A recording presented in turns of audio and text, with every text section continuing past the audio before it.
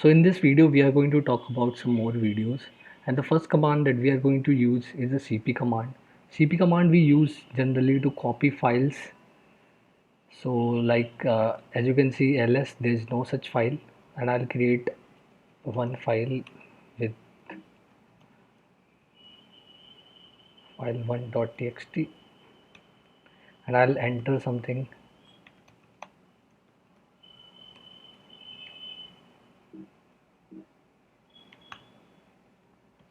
So as you can see I have created this file, and now I would like to copy this file to file 2.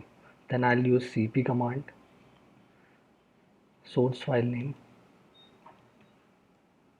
and the name of the destination file, that is file 2, so that you can see that there is file 2 created, and we'll check the content in this file, and you can see the content is same on both the file. So this is how you will use the copy command to copy one file to another. And now we'll check the permissions to these files. So for checking the permission, I'd like to tell you that these are the permissions.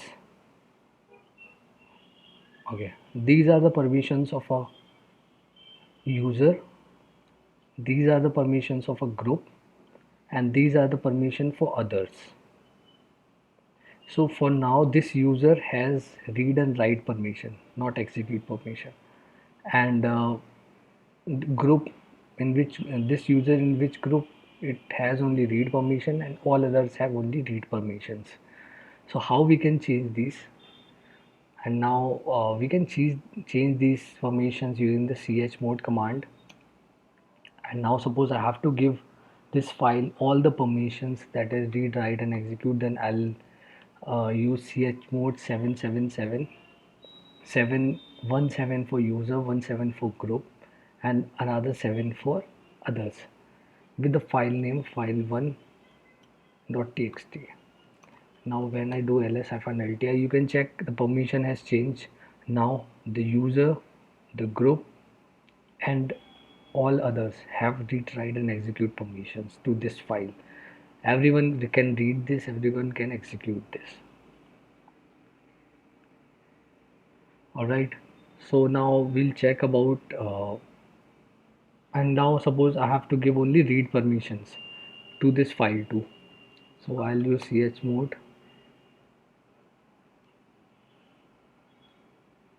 777 or 444 with the extension of file2.txt. So as you can check now,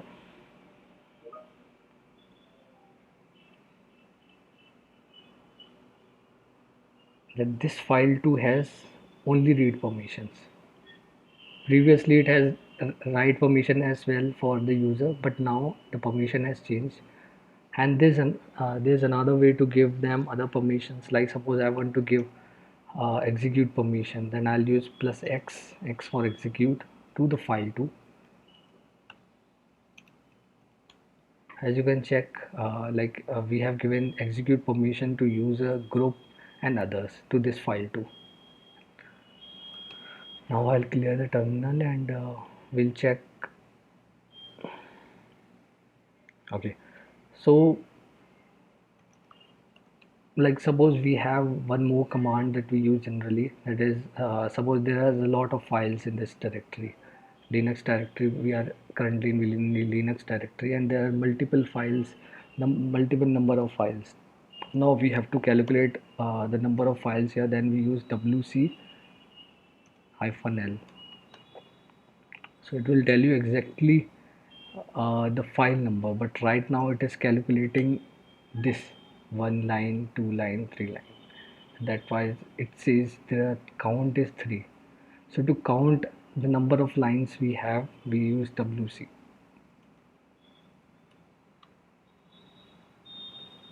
So that's it for this video. Thank you.